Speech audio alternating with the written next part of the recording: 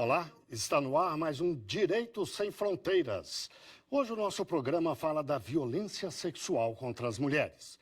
Os últimos dados da Organização Mundial da Saúde, reunidos em 2021, indicam que 1 a cada 3 mulheres em todo o mundo já sofreu esse tipo específico de violência em maior ou menor grau.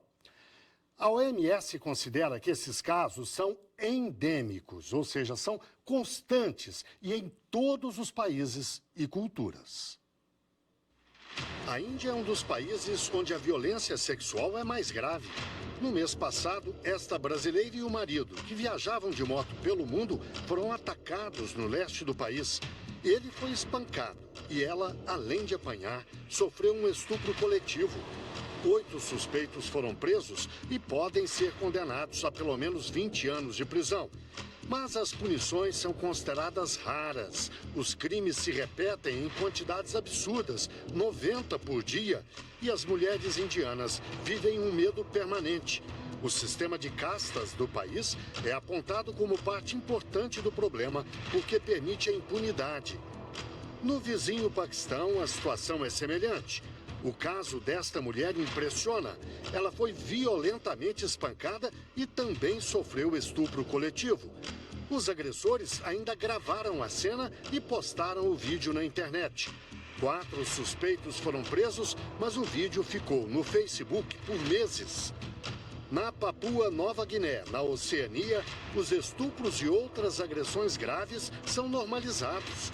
Este repórter da BBC se espanta ao ouvir a confissão de um líder comunitário.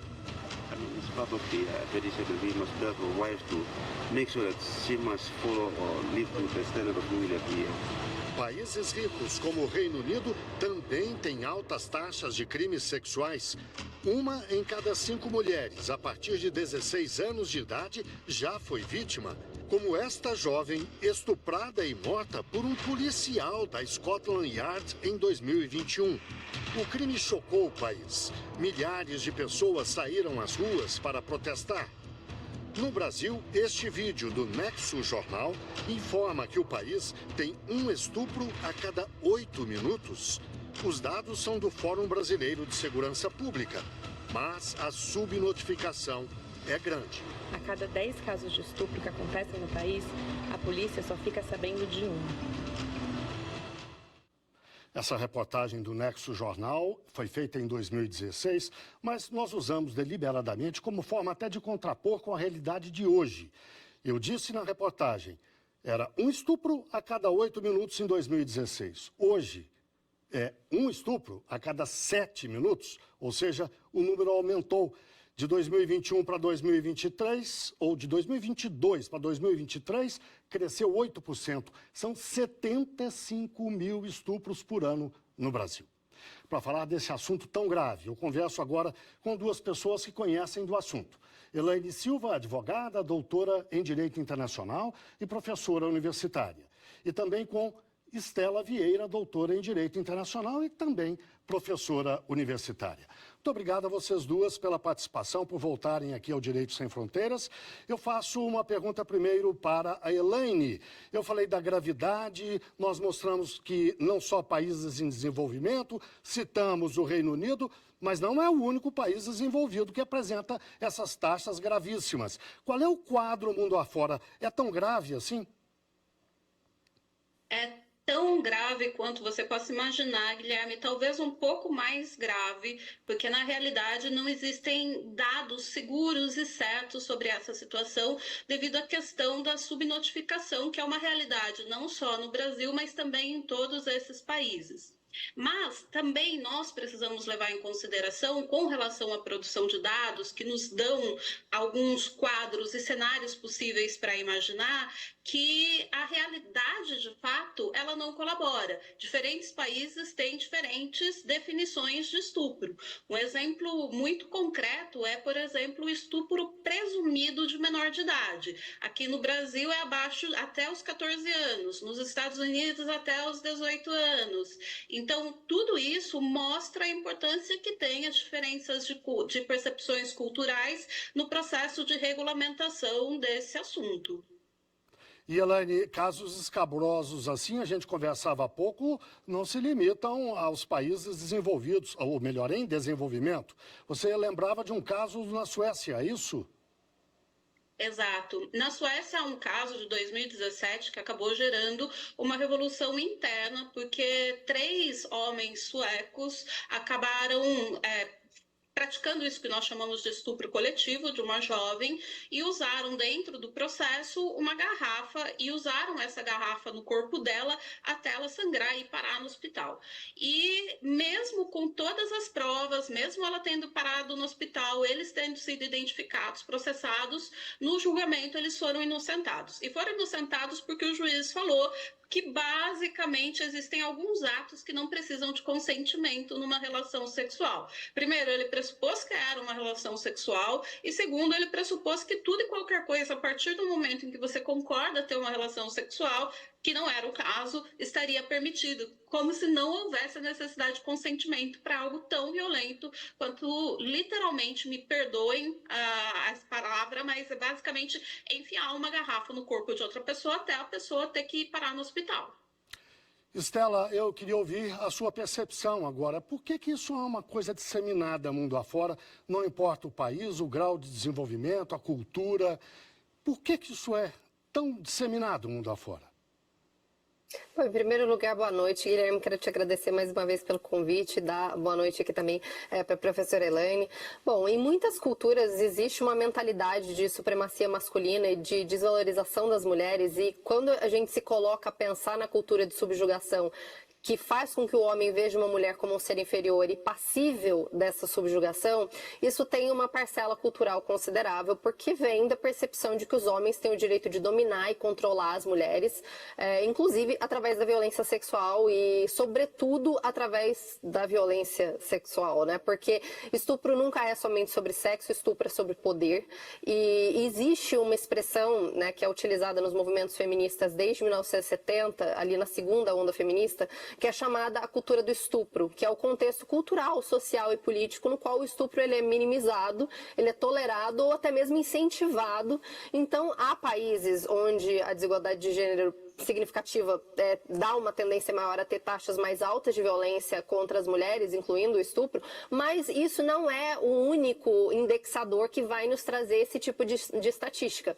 E também não é uma questão de ter uma legislação mais forte ou não, porque em alguns países a aplicação da lei ela pode ser fraca ou ela pode ser ineficaz no que diz respeito ao estupro. No começo do programa, né, a matéria de introdução falava sobre aquele caso da Índia. Um dos movimentos feministas decoloniais do início do século passado mais pujantes foi justamente o movimento feminista da Índia, né? Então, é algo que precisa ser combatido dia a dia.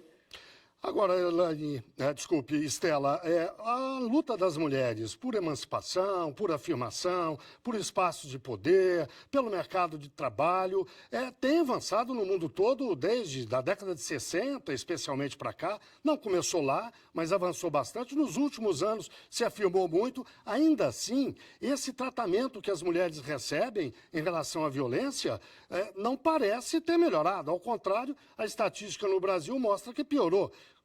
Qual é a explicação? Bom, eu acredito particularmente que seja parte dessa cultura do estupro, né, que é algo que é generalizado, e para que a gente possa entender melhor a situação da violência, depende muito do indexador, né, porque existem algumas listagens que são feitas em relatórios, como é o caso da Reuters, né, na qual os países mais perigosos são o Afeganistão, o Iêmen, a República Centro-Africana, mas outros países mostram, por exemplo, o Brasil. Então, o Brasil hoje ele também figura em algumas listas sobre os lugares mais perigosos do mundo para ser mulher. O Brasil hoje ocupa o 5º lugar no ranking mundial de feminicídio, segundo o Alto Comissariado das Nações Unidas para os Direitos Humanos. Então, todo lugar é perigoso para existir se você for mulher, porque a violência contra a mulher ela não é um fenômeno local, ela é um fenômeno global. Elaine, você diria que é até uma reação, os homens se sentem mais incomodados e por isso talvez usem mais violência? O que você diria? Parcialmente, existem estudos que associam, como a professora Estela comentou, não existe base sexual necessária na questão do estupro. É sempre uma tentativa de exercício de controle e poder, e alguns estudos mostram também que existe muita hostilidade e ressentimento com relação à mulher. Base desse movimento que a gente vê hoje, até reconhecido, que é chamado de Red Pill por aí. Esse tipo de comportamento acaba sendo possível de fomentar comportamentos de estupro. Tanto Elaine, que desculpe te nós interromper. conseguimos... Desculpe te interromper. Explica pra gente o que é o Red Pill. Então, o movimento Red Pill, a expressão Red Pill quer dizer pílula vermelha. Ele se refere a um movimento de homens que dizem que vão tomar aquela pílula com base numa comparação do filme Matrix. Aliás, tiveram um grande problema de interpretação do contexto e texto do filme Matrix para fazer essa referência, e que, na realidade, eles vão ver a realidade como é e mostrar que, na realidade, as mulheres são usurpadoras, os homens não devem ter relações afetivas com mulheres, eles devem ter relação de poder, como se isso fosse novidade na sociedade em que a gente vive, que já é regulada fortemente, que a gente tenta mudar para possibilitar ter uma existência um pouco mais humana. Nós temos visto um movimento, especialmente aqui no Brasil, eu acho que todo mundo lembra os casos, por exemplo, de exposição de adolescente, de bullying, assédio, exposição em redes sociais. Em geral, são pessoas desse movimento que estão levando isso à frente. Mas tem duas coisas que são muito importantes a gente ter em mente. Uma coisa é o estupro cometido por um indivíduo, porque hoje cada vez está mais claro que nós tendemos à regulação e consideração do estupro como a violação do consentimento. E qualquer pessoa pode ser capaz de estuprar. Uma vez chegou até mim, por exemplo, um caso de uma pessoa que queria entender a situação numa relação homoafetiva entre duas mulheres. Era uma bem mais jovem que tinha bebido muito demais e acabou sendo um pouco mais forçada. A mais velha acabou pegando um pouco mais pesadamente, mas não há comparação no número de casos de homens com mulheres e mulheres com mulheres quando a gente fala desse tipo de situação individualmente.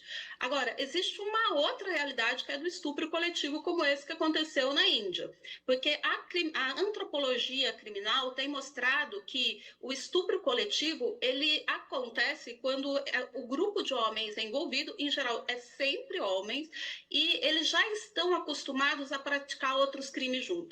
Então, o estupro é mais um crime numa série de outros crimes que essas pessoas já estão cometendo.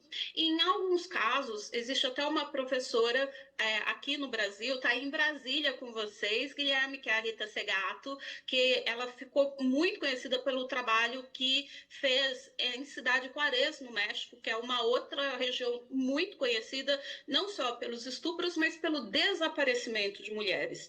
E ela levantou uma tese de que, num contexto de criminalidade, a violência contra as mulheres praticadas pelos grupos poderia ser até uma espécie de rito de passagem dentro do próprio grupo. Agora, então, essa situação é muito séria. Eu quero perguntar à Estela agora. Há pouco você mesma disse, se não me engano, que não era um problema de legislação, um problema com tal abordagem ou aquela outra, mas é um conjunto de coisas que poderia, quem sabe, minimizar, no mínimo, combater o problema. Eu te pediria que agora, logo depois do intervalo, você nos fizesse uma avaliação do papel que as várias instituições brasileiras têm cumprido nessa questão. A saber, a polícia, o judiciário, enfim, todas as instituições que deveriam se envolver nesse trabalho. Fizesse a avaliação e nos dissesse que caminhos seguir. Mas daqui a pouco, depois do intervalo, como eu disse. O Direito Sem Fronteiras faz, portanto, uma breve pausa e volta já já.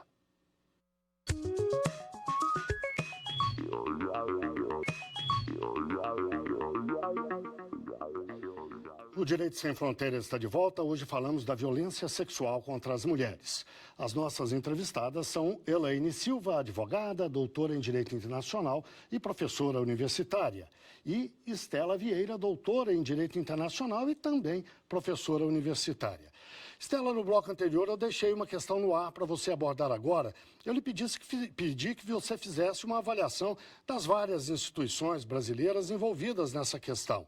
Da polícia, do judiciário, do parlamento. Essa legislação que está aí dá conta desse problema? Bom, Guilherme, as instituições de Estado, elas desempenham um papel crucial no combate ao estupro e na proteção das vítimas. A nossa legislação penal hoje, ela aborda o crime de estupro. Nós temos também a Lei Maria da Penha, que fala sobre a violência sexual como modalidade de violência doméstica.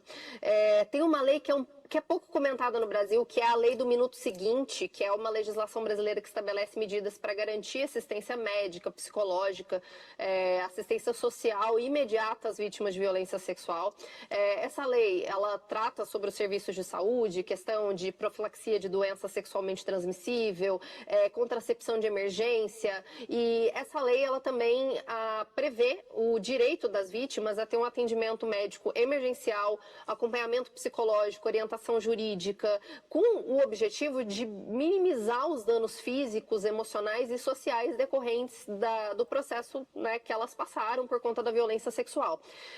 E desde o primeiro contato, seja a equipe de saúde, seja a polícia ou posteriormente o sistema de justiça como um todo, deve haver um cuidado em tratar as vítimas de estupro com sensibilidade, com respeito, com empatia, garantindo que elas se sintam seguras ao relatar o crime e que elas tenham acesso a serviços de apoio, porque, além disso tudo, é essencial, e hoje a gente fala tanto sobre proteção de dados, sobre imagem, né? É essencial proteger a privacidade das vítimas, fazer com que elas estejam envolvidas nesse processo legal, no processo que diz respeito à apuração dos fatos, mas também evitar a revitimização, porque muitas vezes as vítimas, elas estão tão sensibilizadas por conta da violência que o processo de recontar o crime pelo qual elas passaram, isso as revitimiza de certa forma.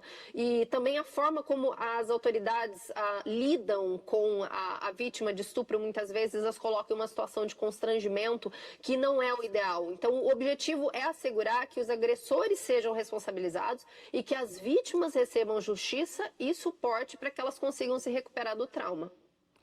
Elaine, é importante a gente ter falado disso. Após o crime cometido, todos esses procedimentos muitas vezes são esquecidos, as autoridades deixam de cumpri-los, mas há uma outra questão muito importante relacionada a isso, que é a gravidez, fruto de um estupro. A legislação garante o direito dessa mulher, vítima de estupro, de passar por um procedimento cirúrgico que evite aquela gravidez, que interrompa aquela gravidez. E nem sempre isso é cumprido, talvez até menos do que todas as outras exigências citadas pela Estela, né? Como é que se corrige isso? No Brasil, Guilherme, nós temos problemas com a implementação, com a aplicação prática de todas essas disposições que a Estela citou. Uma coisa é o que a lei diz, outra coisa é a aplicação da lei. Então, é muito importante a gente lembrar, por exemplo, que o Brasil faz pouquíssimos anos foi condenado na Corte Interamericana de Justiça por atos de policiais em favelas contra, inclusive, adolescentes e estupro dessas adolescentes, que foi o caso da favela Nova Brasília, e que ainda precisa constar com alguma forma de responsabilização mais efetiva.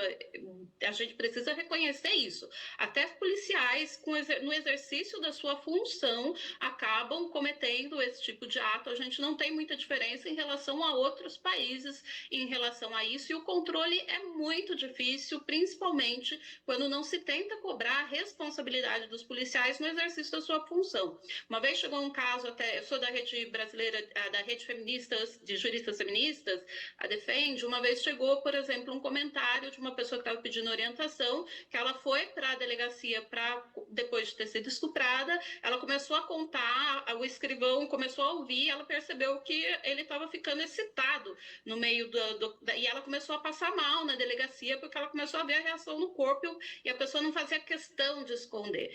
E, então, quando a gente chega lá na frente, quando já não teve jeito, a pessoa acabou com uma gravidez indesejada, ela já passou por diversas outras violências, e nós temos vivido realmente a situação de vários hospitais não só estarem se recusando a fazer a interrupção da gravidez ou chamando muitas vezes a polícia falando que na realidade é aborto espontâneo, que é um aborto de forma espontânea que a pessoa quer fazer e não a interrupção da gravidez no caso de estupro. Nós temos a retirada de unidades da rede pública aqui em São Paulo, de hospitais de referência para fazer a interrupção da gravidez em casos de violência que foram tiradas pelo governo local e estadual da situação. Então, toda essa situação, ela vai gerando um nível de violência muito grande, que faz com que a vítima seja novamente vitimizada incessantemente. Agora, Estela, num caso como esse, em que a autoridade responsável no município qualquer por um hospital público que se nega a fazer procedimentos desse tipo, cabem ações na justiça, evidentemente, liminares que possam garantir o direito e evitar o pior, não é? Sim, e isso faz parte desse processo de revitimização, né, das vítimas durante o processo legal. Por quê? O fato de que a vítima já passou por uma violência, algo tão grave, tão traumático, e ela não ter direito a ter acesso a todos os procedimentos legais que seriam necessários a que ela pudesse passar em razão do trauma sofrido, isso coloca também em questão sobre como as nossas instituições têm lidado com esse tipo de crime. E também faz parte do motivo pelo qual a gente tem um grande índice de subnotificação, né? Porque o crime de estupro, ele é um crime que acontece no oculto, ele é um crime que acontece na clandestinidade, e um dos motivos para essa subnotificação é exatamente a dificuldade que as mulheres sentem em se colocar em uma situação de escuta por autoridades que muitas vezes não estão aptas ou não estão preparadas para fazer esse processo de escuta, e que novamente as colocam em posição de vítima. Outra questão também, né, que acaba contribuindo para a subnotificação é o medo que essas vítimas têm de retaliação por parte dos perpetradores de violência, principalmente se forem pessoas que estão em relacionamento próximo com a vítima, e hoje estatisticamente a gente sabe que a vasta maioria dos perpetradores de violência sexual é uma figura próxima à vítima ou que ocupa uma posição de poder ou uma autoridade com relação a essa vítima. Então, muitas vezes as sobreviventes, elas já temem o julgamento, elas temem uma culpabilização, elas temem uma descrença por parte de outras pessoas, sejam amigos, familiares ou membros da comunidade. E muitas sobreviventes, em razão de tudo isso que a gente vê, da dificuldade que as mulheres têm de acessar o sistema, têm uma desconfiança do sistema legal e podem hesitar em relatar o ataque à polícia com relação a preocupações com a possibilidade de serem revitimizadas durante a investigação e o processo legal, de ceticismo sobre se o caso será tratado com seriedade, se ele resultará em justiça ou não. E no caso, né, muitas mulheres acabam recorrendo a métodos de aborto que não são aqueles que são oferecidos legalmente, e muitas dessas mulheres acabam perdendo as suas vidas porque elas passam por procedimentos que são feitos em clínicas, né, que não são autorizadas, que não pertencem à rede pública, e isso as coloca em uma situação grave que também é uma questão de saúde pública. Então, a falta de acesso a serviços de apoio, como o caso do atendimento médico, aconselhamento, assistência legal, isso também acaba desencorajando as vítimas a relatar os ataques que elas sofrem por medo. E essa abordagem do trauma, ela requer uma abordagem multifacetada, que inclui criar um ambiente de apoio e não um ambiente de julgamento para sobreviventes, aumentando a conscientização sobre a violência sexual e sobre o próprio consentimento, né? Melhorando o acesso a serviços de apoio, fortalecendo as leis que a gente já tem, as políticas para proteger as sobreviventes e para desafiar atitudes e normas da nossa sociedade que acabam perpetuando a culpabilização das vítimas e o estigma que existe em torno das vítimas de violência sexual. Bom, eu tenho 1 minuto para encerrar o programa e quero 30 segundos de cada um com uma questão básica. Violência sexual não se limita a situações extremas como estupro coletivo, o uso de uma garrafa, como lembrou a Elaine, essa coisa terrível. Há violências menores, digamos assim, não sei se a gente pode chamar de menor, mas de menos potencial ofensivo, como bulinar alguém e outras atitudes semelhantes. Eu queria que em 30 segundos vocês nos lembrassem da importância de se combater isso e pergunto a cada uma. Vocês, especificamente, já foram vítimas de coisas semelhantes, de tentativas? Porque dizem que toda mulher em algum momento já foi. Eu já, 30 segundos, hein? antes de... quando eu estava no colegial, ensino médio, eu não relatei, não tinha apoio de família, eu demorei 20 anos para entender o que tinha acontecido, e só depois que eu entendi o que tinha acontecido que eu comecei a trabalhar com o tema. Eu acho que a gente tem alguns exemplos muito concretos, como o caso da Mari Ferrer, em que até a jornalista que divulgou foi condenada, e eu acho isso muito evidente do ambiente em que a gente vive, e é muito importante lembrar que entrar com a ação não é a solução, porque a ação demora, e essa demora pode gerar a chegada de um momento em que é impossível a interrupção da gravidez, por exemplo, no último caso. Então a gente sempre tem que falar com ações imediatas. Estela. Bom, assim como todas as mulheres, né, todas nós já passamos por alguma situação de violência sexual em algum momento das nossas vidas, e não é algo que é exclusivo meu nem da professora Elaine, mas de todas as mulheres que a gente conhece. E o fato de que muitos países hoje comecem a criar novos tipos penais que criminalizam qualquer ato ou contato sexual sem consentimento, sem a necessidade de que ocorra a penetração em si, né, mas outras modalidades também, isso é um avanço considerável para a proteção de todas as mulheres e para o fato de que a gente tente cada vez mais, através de políticas e legislações, diminuir as estatísticas de estupro, não só no Brasil, mas no mundo todo. Bem, chegamos ao fim da nossa entrevista. Infelizmente, o assunto é bom, vocês são ótimas, mas eu tenho que agradecer a Elaine Silva, advogada, doutora em Direito Internacional, professora universitária, e também a Estela Vieira, doutora em Direito Internacional e ainda professora universitária também. Muito obrigado, portanto. E, claro, obrigado a você que nos acompanhou. Não deixe de seguir a nossa programação no site da TV Justiça. Nós estamos no YouTube, no Instagram, Twitter, Spotify. É só digitar lá @Rádio TV Justiça que você encontra o nosso conteúdo. Até o próximo programa.